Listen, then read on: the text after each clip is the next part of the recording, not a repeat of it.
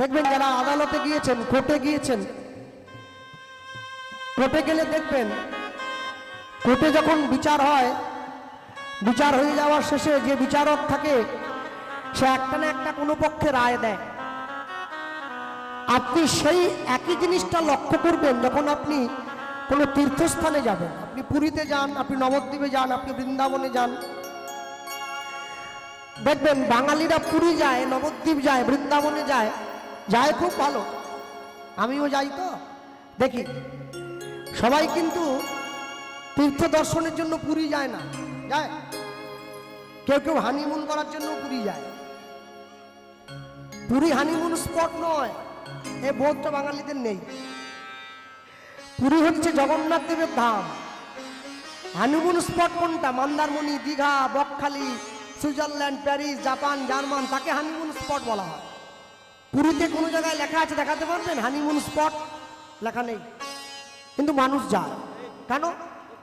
বাঙালি জগন্নাথের গুরুত্ব বোঝে না। যদি জগন্নাথের গুরুত্ব বুঝতো তাহলে দুপুরবেলা জগন্নাথের মন্দিরে পুজো দিয়ে সন্ধ্যেবেলা জগন্নাথ দেবকে পিছন দিকে দিয়ে উপর দিকে ফোনটা নিয়ে সেলফি তুলতো না। জগন্নাথ দেবের গুরুত্ব সম্বন্ধে বাঙালির বোধ নেই। আর সব থেকে নির্বোধ কারা জানেন? যারা পুরীতে গিয়ে ক্যাকড়া ভাজা কিনে খায়, ওরা হচ্ছে সব থেকে নির্বোধ। ওরা বোঝে না যে তীর্থস্থানে গিয়ে আমিষ খেতে নাই, সমুদ্রের ধারে ঘুরে ঘুরে বেড়ায়, ভেটকি মাছের চপ খায়, পাঙস মাছের চপ খায়, ক্যাকড়া ভাজা কিনে খায়। ভগবান কি আমার মাসির ছেলে নাকি? হ্যাঁ, চিত্রগুপ্ত হচ্ছে একমাত্র লোক, দা অনলি 1%, একমাত্র সরকারি কর্মচারী যে কোনোদিন ঘুষ খায় না। আপনি যা করবেন তাই লিখে রাখবে, মরার সময় সব বিচার হবে। ওকে যদি কেউ বলে যে আমার স্টেট ব্যাংকে 5 লাখ টাকা আছে, তোমাকে 2 লাখ দিয়ে দিচ্ছি, তুমি আমার লেখাটা কেটে দাও, বলে সোজা না, আমি কাটবো না, আমার পাকা চাকরি, আমি সত্যযুগ থেকে করে আসছি। এ চাকরিতে কেউ সরবে না, একটাই চেয়ার, একটাই লোক, আর একজনই লিখছে। আপনি যা করবেন, যেমন করবেন, সব লিখে রাখবেন। ওর কাছ থেকে পালিয়ে যাওয়ার কোনো উপায় নাই। আর আপনি যেমন কর্ম করবেন ফল তেমনি পাবেন। কর্ম তোমার ভালো হলে ভাগ্য তোমার দাসী, হৃদয় তোমার ভালো হলে ঘরেই মথুরা কাশী। তুমি কাজ ভালো করো, কর্ম ভালো করো, তোমাকে কোথাও ছুটে যেতে হবে না। তুমি কর্ম খারাপ করো, তুমি বালাজির মন্দিরে গিয়ে 2 লাখ টাকা দিয়ে দিলে তো 2 নম্বরই টাকা। ভগবান 2 নম্বরই টাকার ভাগ নেয় না। সৎ পথে 10 টাকা দাও, সেই ভাগ ভগবান নেবে। 2 নম্বরই টাকার ভাগ ভগবান নেবে, এটা ভাবলাম কি করে আমি? কেন? ভগবান 2 নম্বরই টাকার ভাগ যদি না, 2 নম্বরই হয়ে গেল না। তাহলে আমরা যে পড়াই, বলে আমরা পড়াই, আমরা সাজাই, এতে মনের সুখ হয়, ভগবানের সুখ হয় না। ভগবান বলে তুমি সৎ পথে থাকো, দিনের শেষে 1 টুকরো ফল, 1 গ্লাস জল আমার চরণে দাও, এতেই আমি খুশি হব। তুমি 2 নম্বরই করে চব্যচস্য লজ্জ পেয়ে রাজভোগ আমাকে দিয়ে দিলে, এতে আমি খুশি হই না। কেন জানেন? সবসময় মনে রাখবেন, যদি বাড়িতে একটা আম গাছ লাগান, সেই আমের ভাগ নেওয়ার জন্য বহু লোক ছুটে আসে। পাড়ার অন্য ছেলেরা দৌড়ে আছে, দাদু একটা আম দাও, দাদু একটা আম দাও। কেউ বলে পাকা করে খাবো, কেউ টক করে খাবো, বলে কাঁচা খাবো। কিন্তু জীবনে যদি একটা পাপ গাছ লাগান না, সেই গাছের ফল নিতে কেউ আসবে না, ওটা আপনাকেই নিতে হবে। পাপ করলে রাশি রাশি, ভোগ করে কি মাসি বেশি? হ্যাঁ, আমার মায়ের একবার কানে খুব পুজ হয়ে গেছিল, ডাক্তারের কাছে নিয়ে গেছিলাম চেক আপের জন্য বাইরে। তো ডাক্তার দেখি বারবার ধরে নার্স ছুটে আসছে, আর আমার মায়ের মাথায় গায়ে হাত বুলাচ্ছে। আর ডাক্তার বলছে কি জানেন? আরেকটু সহ্য করুন, আরেকটু সহ্য করুন, এই তো এক্ষুনি কমে যাবে, এক্ষুনি, এই ইঞ্জেকশন দিলেই ব্যাস। সবাই যখন চলে গেল, তা আমি আমার মাকে বলছি, মা, এই যে 4 জন 5 জন তোমাকে চেক আপ করে গেল, এত লোক এসে, এত নার্স তোমার গায়ে মাথায় হাত বোলালো, সবাই কিন্তু তোমাকে একটা কথাই বলে গেল। বলে কি বললো রে? বলে কি বললো বুঝলে না? আরেকটু সহ্য করুন। কেউ কি বললো যে আপনার কানে যন্ত্রণা হচ্ছে, আমি সহ্য করছি? ওইটা সান্ত্বনা বাক্যটা দেয়, আরেকটু সহ্য করো। ব্যথা আপনার হলে যন্ত্রণা আপনাকে নিতে হবে, কেউ নেবে না। যে টোটো চালিয়ে ভাত খায়, তার বউ তাকে বলে তুমি আমার জন্য কি করলে সারা জীবন। যে স্কুল মাস্টার 1 লাখ টাকা বেতন পায়, তার বউ বলে তুমি আমার জন্য কি করলে সারা জীবন। পিসিচন্দ্র জুয়েলার্সের মালিক, তার বউ তাকে বলছে তুমি আমার জন্য কি করলে সারা জীবন। আর আমি হরিনাম করি, আমাদের তো বলবে, ও কথা বাদ দেন, ধরলাম না। শুনতে হবে। তাহলে জীবন জন্ম যখন হয়েছে, জন্মিলে মরিতে হবে, অমরকে কোথা কবে। তাহলে আমি এমন একটা কোনো কর্ম করে যেতে পারি না কি যে আমি মরে যাওয়ার পরেও মানুষে আমাকে না মনে রাখুক, আমার কর্মটাকে মনে রাখবে। বিদ্যাসাগরকে মানুষ ভুলে যেতে পারে, তার বর্ণ পরিচয়কে ভোলেনি। বর্ণ পরিচয়কে যখনই মনে পড়ে তখনই বিদ্যাসাগরকে মনে পড়ে। ঠিক তেমনি জগতে এমন একটা কর্ম করে যান, বিবেকানন্দ বলেছিলেন বড় লোক পরে হবে, আগে বড় মানুষ হয়ে দেখাও। বড় লোক না হলেও চলে, বড় মানুষ হও। কেন জানেন? আশ্চর্য কি, একটা কথা মনে রাখবেন, জীবনে যত তালা বাড়াবেন তত জ্বালা বেড়ে যাবে। রাজা প্রত্যেকদিন নিজের বাড়ির 3 তলার ছাদ থেকে জানলা খুলে দেখে আমার এত সম্পত্তি, পুরো রাজ্যটাই আমার, কিন্তু রাত্রেবেলা আমার ঘুম হয় না, ঘুমের ট্যাবলেট খেয়ে ঘুমাতে হয়। আর আমার বাড়ির পিছনে একটা মুচির বাড়ি আছে, ওর একটা তিরপল দিয়ে ঘেরা ছোট্ট জায়গা, ও বেটা আলু ভাতে আর পান্তা খেয়ে দিব্যি নাক ডেকে ঘুমোচ্ছে, কারেন্টও নেই ওর বাড়িতে। নিজের স্ত্রীকে গিয়ে বলছে, হ্যাঁ গো আমার বাড়িতে এত কিছু আছে, আমার ঘুম হয় না, আর মুচি বেটার কিচ্ছু নেই, ও ঘুমোচ্ছে কি করে? রানী তখন বলছে, তুমি কি ঘুমোতে চাও? বলে হ্যাঁ, আমি তো শান্তিতে ঘুমোতে চাই। একটা কাজ করো না। বলে কি কাজ? বলে কালকে তুমি ওই মুচিটাকে ডেকে 7 দিনের জন্য রেজিস্টার ডেকে তোমার সম্পত্তি 7 দিনের জন্য মুচির নামে করে দাও। রাজা পরের দিন মুচিটাকে ডেকে নিজের সম্পত্তি 7 দিনের জন্য করে দিয়েছে। এবার রাজা দেখতে পাচ্ছে আমার ঘুম হচ্ছে, মুচির ঘুম চলে গেছে। কেন? মুচির তো ঘুম চলে গেছে। মুচি চিন্তা করছে, এই বুঝি কেউ টান দিয়ে আমার কলের নলটা খুলে নিয়ে গেল, এই জল নিয়ে গেল, এই বাগান থেকে আম চুরি হলো, এই সম্পত্তি নিয়ে নিল, এই টাকা নিয়ে নিল, অনেক সম্পত্তি। আর রাজা তো ভিখারি, হলে আমার কিচ্ছু নাই, শান্তিতে ঘুমাবো। পাখা চললেও সই, পাখা না চললেও সই। তাহলে যে সম্পদ, যে অহংকার, যে অর্থ, যে স্ট্যাটাস, যে আভিজাত্য আপনার জীবন থেকে আপনার সরলতা কেড়ে নেবে, আপনার মানসিকতা নষ্ট করে দেবে, আপনি তার ধারে যাবেন কেন? আপনি যাবেন কি জন্য? দূরে থাকুন। দেখবেন যত আপনি সবকিছুর থেকে দূরে থাকতে চাইবেন, যত আপনি মাটির সঙ্গে মিশে চলতে চাইবেন, জীবনে তত বেশি আনন্দ পাবেন। বাড়ির ছেলে মেয়েদেরকে এটা প্রাইমারি এডুকেশন বলে। বাবা মাদের প্রথম কর্তব্য এই শিক্ষাটা দিয়ে দেওয়া যে জীবনে কোনোদিন অন্তরের মধ্যে অহংকার আনবে না। কিন্তু আমরা দেই না। কেন? যে বাবা মা ছেলে মেয়েকে এই শিক্ষাটা দেবে জীবনে অহংকার এনো না, যে বাবা মা এই শিক্ষাটা ছেলে মেয়েকে দেবে সেই বাবা মায়ের তো অহংকারে ভরা মন। তাহলে আমি যে সাবানে হাত ধোবো সেই সাবানটাই জীবাণুতে ভরা। তাহলে ওই সাবানটা হাতে মেখে হাত ধুতে গেলে হাতটা আরো বেশি নোংরা হবে। নোংরা জলে হাত ধুলে হাত পরিষ্কার হয় না, হাত ময়লা হয়ে যায়। তাই জীবনকে যত সহজভাবে উপলব্ধি করতে চাইবেন তত জীবন সহজ হবে। দেখবেন বর্তমান বাজারে একটা ফোন আছে, মানুষের হাতে হাতে মোবাইল ফোন ঘুরে বেড়ায়, যে ফোনটাকে অ্যাপেল ফোন বলা হয়। কামড়ানো আপেলের ছবি থাকে, অনেক মূল্যবান, অনেক দামি ফোন। একটু 3টে মেয়ে ছিল, ওদের হাতে একজন ছিল, দেখছিলাম। হ্যাঁ, একটা ছিল অ্যাপেল ফোন, আমি দেখছিলাম।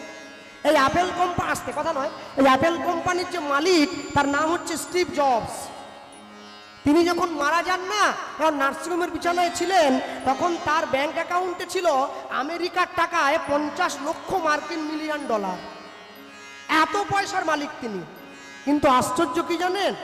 ডাক্তার তাকে একটা কথাই বলেছিল যে আপনাকে রোজ একটা করে আপেল যদি খেতে পারেন শরীরটা সুস্থ হয়ে যাবে। কিন্তু জীবনে এমন জায়গায় গিয়ে সে দাঁড়িয়েছে, একটা আপেল তো দূর, 1 চামচ জল হজম করার মতো ক্ষমতা তার ছিল না। শেষ জীবনে সকলকে ডেকে, নিজের পরিবারের লোককে ডেকে তিনি একটা কথা বলেছিলেন যে কোম্পানিটা আমার নামে চলছে, তোমরা যদি পারো আমার কোম্পানিটা ওই কামড়ানো আপেলের ছবির ব্র্যান্ড হিসাবেই বাজারে বিক্রি করে দিও। মানুষ অন্তত এইটা বুঝুক যে সৃষ্টিকর্তার ইচ্ছে ছাড়া একটা আপেলের দানাতেও একটা কামড় বসানো যায় না যদি তার ইচ্ছে না থাকে। আজও পর্যন্ত দেখবেন সেই কোম্পানির যত ফোন, সব ফোনের পিছনে একটা করে কামড়ানো আপেলের ছবি আছে। মানুষ জিনিসটা ব্যবহার করে, দ্রব্যটা ব্যবহার করে, দ্রব্যমূল্যের গুণটা উপলব্ধি করে না।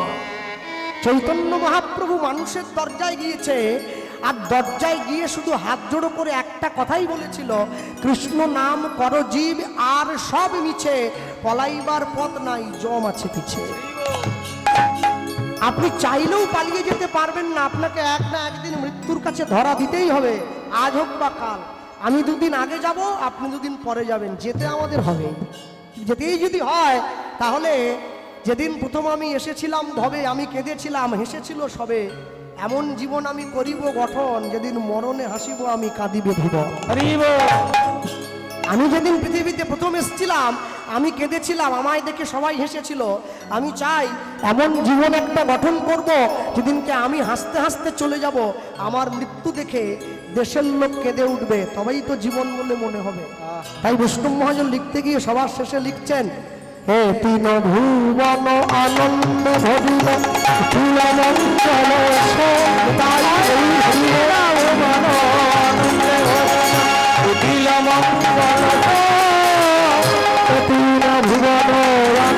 ভরিল উঠিল মঙ্গল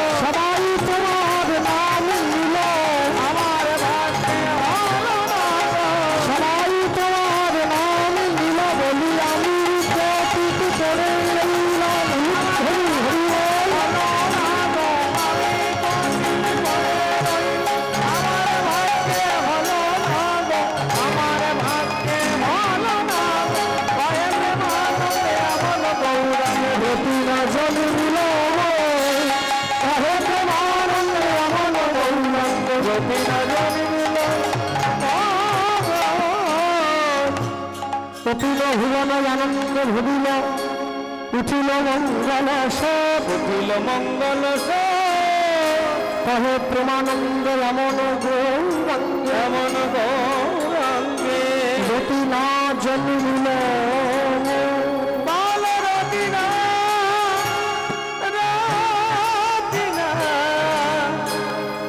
জন্মিল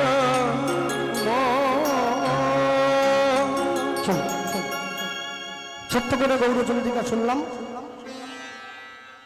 লীলা মাধুর্যের মধ্যে প্রবেশ করবো। হ্যালো, কথার সময় এত নয়, কথার সময় কম। সবার আগে বলতে গিয়ে বলবো, যেখান থেকে আমরা এসছি আমাদের বাড়ি হলো পশ্চিম মেদিনীপুর, একদম মানে মেদিনীপুরের শেষ প্রান্ত, আরো কমা 2-3 মার হয়ে যাচ্ছে। আশ্চর্য কি জানেন, আমাদের মেদিনীপুর জেলাটা শেষ হলে একটা জেলা পড়ে, যে জেলাটার নাম হচ্ছে বাঁকুড়া জেলা। মেদিনীপুর শেষ, বাঁকুড়া শুরু।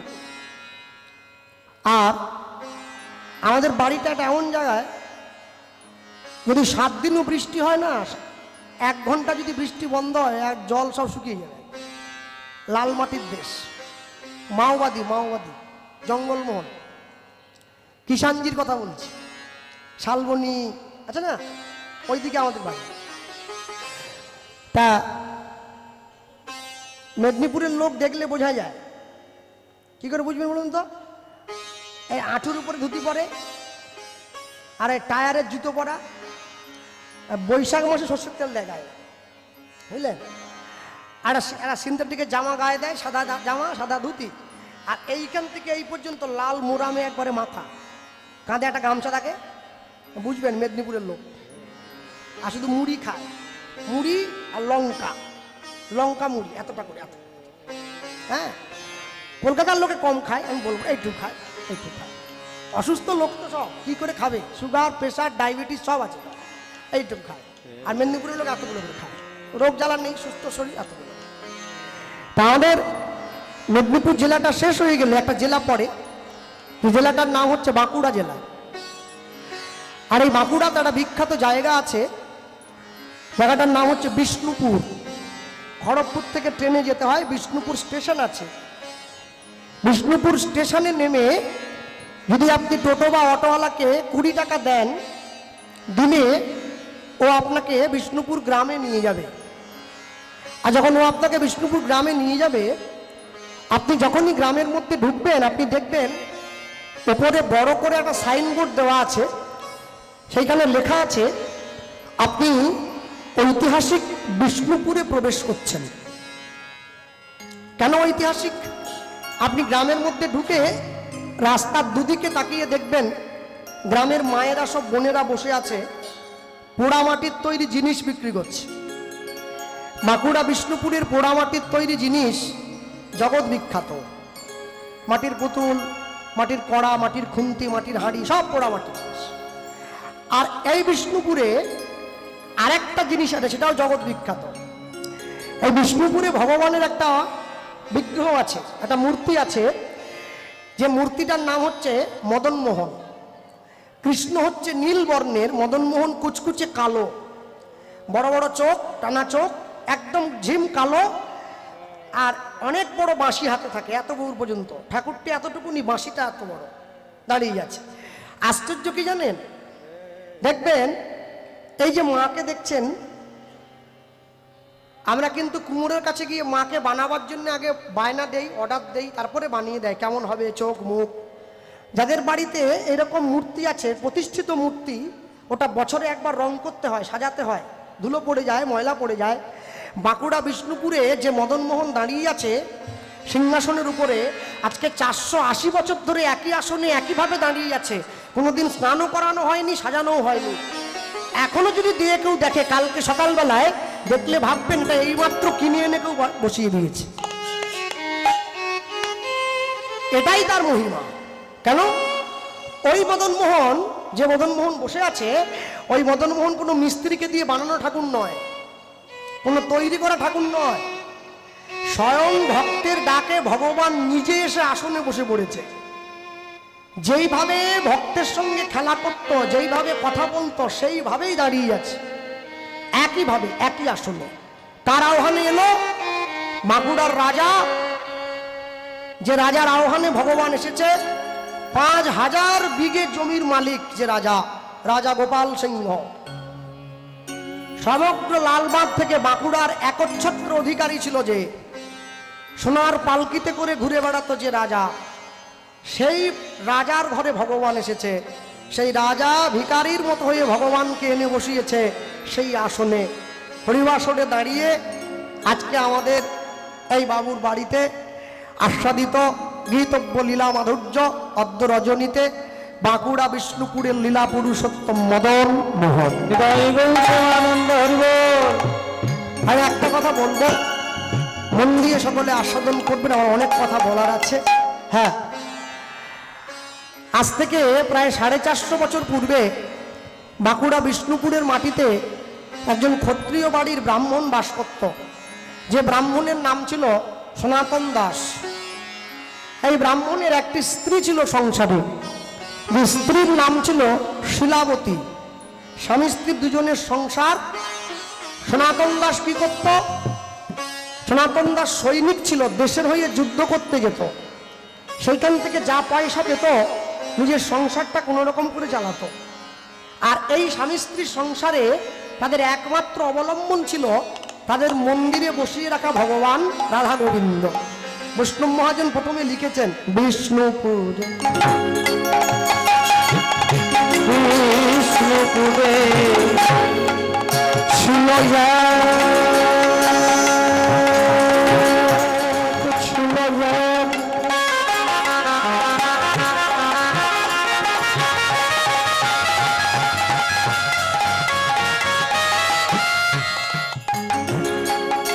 ক্ষত্রিয় ব্রাহ্মণী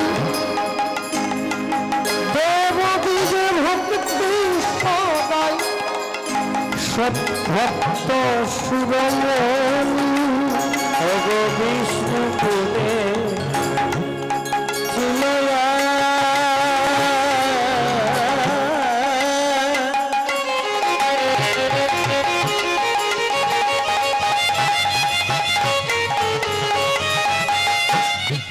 অবকন্দিয়া রামণি রমণি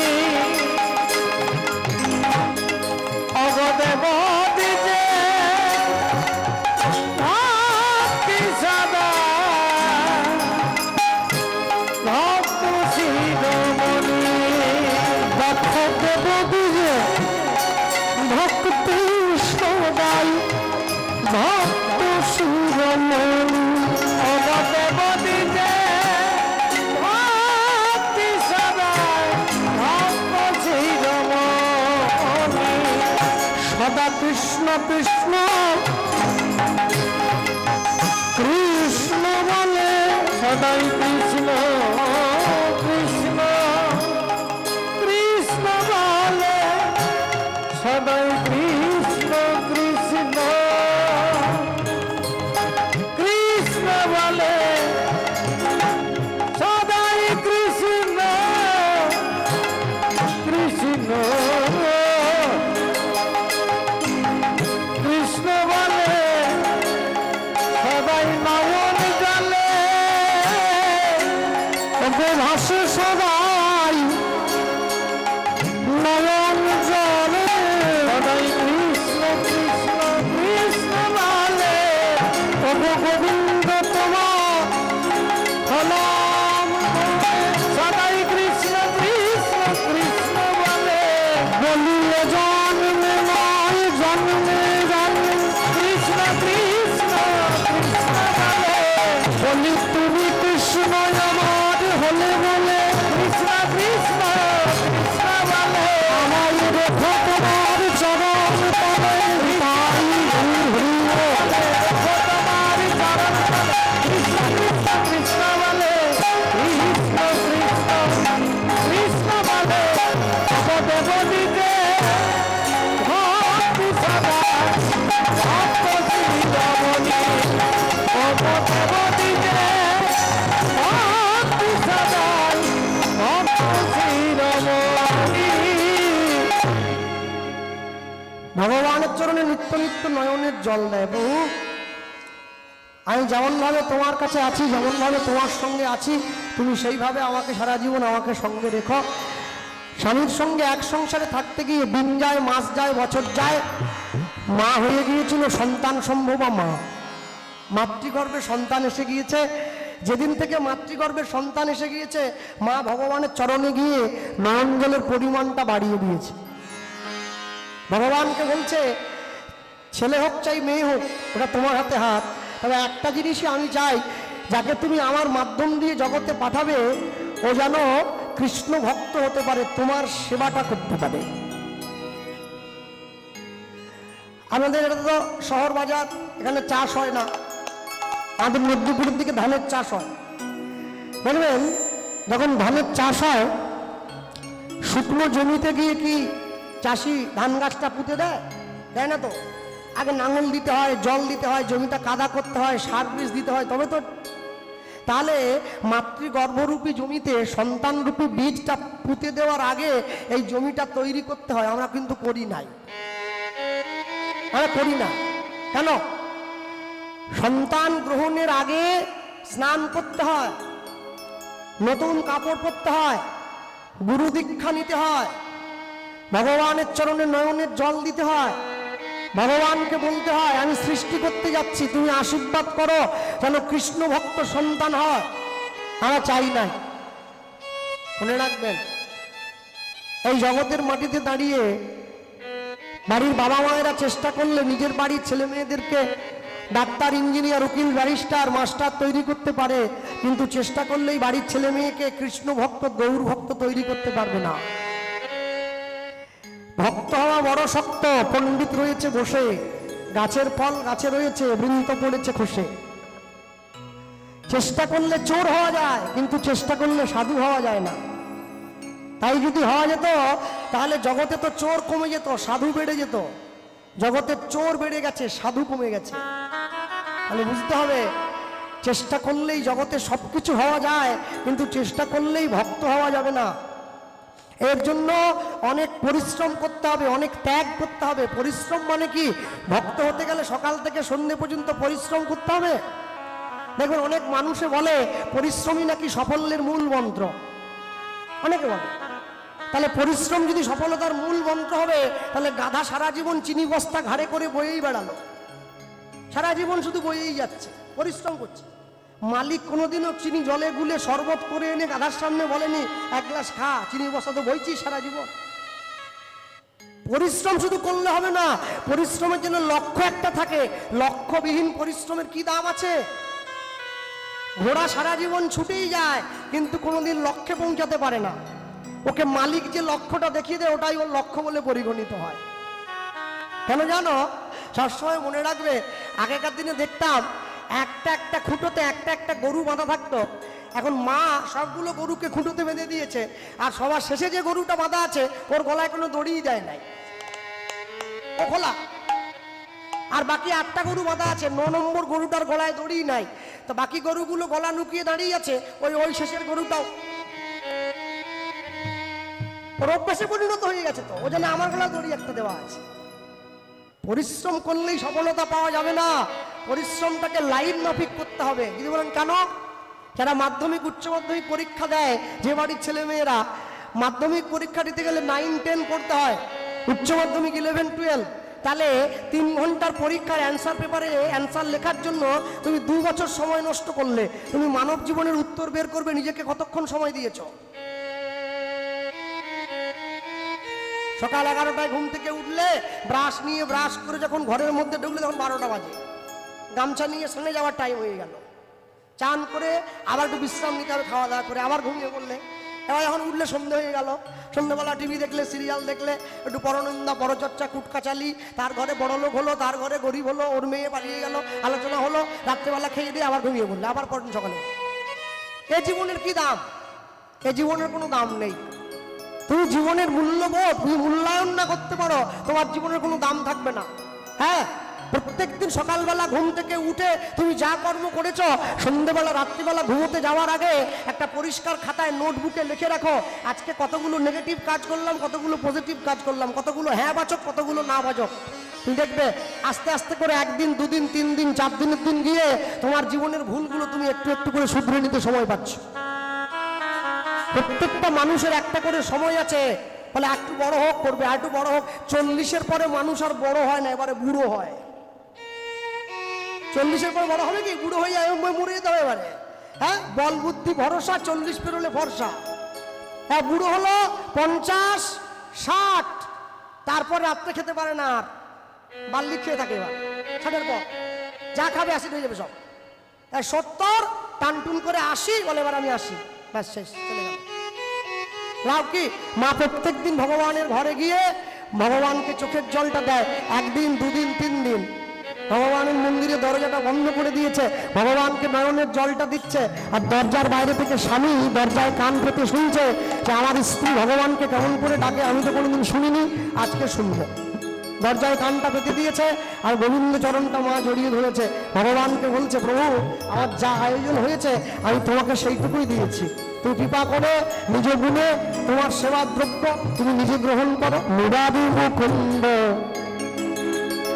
জগদানন্দ কৃষ্ণ নামের বর্ণে বর্ণে সুধা ঝরে। মুরারি মুকুন্দ জগদানন্দ কৃষ্ণ নামের বর্ণে বর্ণে সুধা ঝরে। মুরারি মুকুন্দ জগদানন্দ কৃষ্ণ নামের বর্ণে বর্ণে সুধা ঝরে।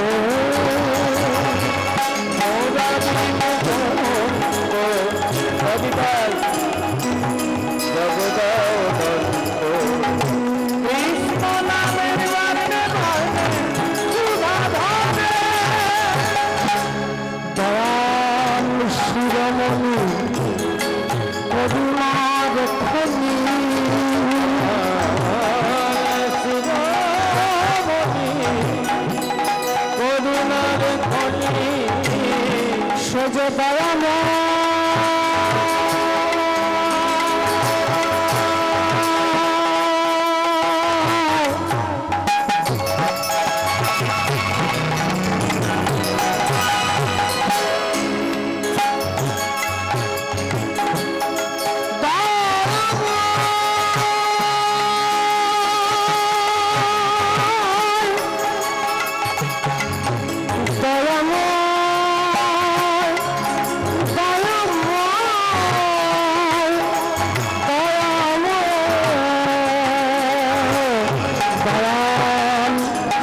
বলি করুণার খনি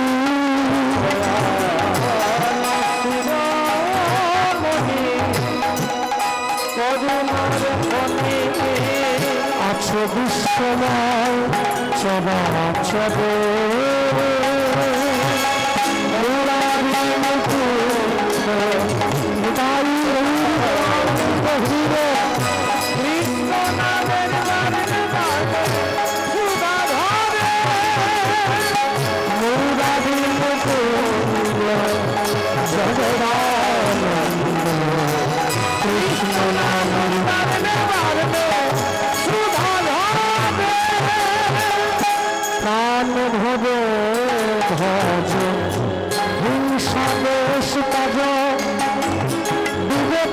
সবাই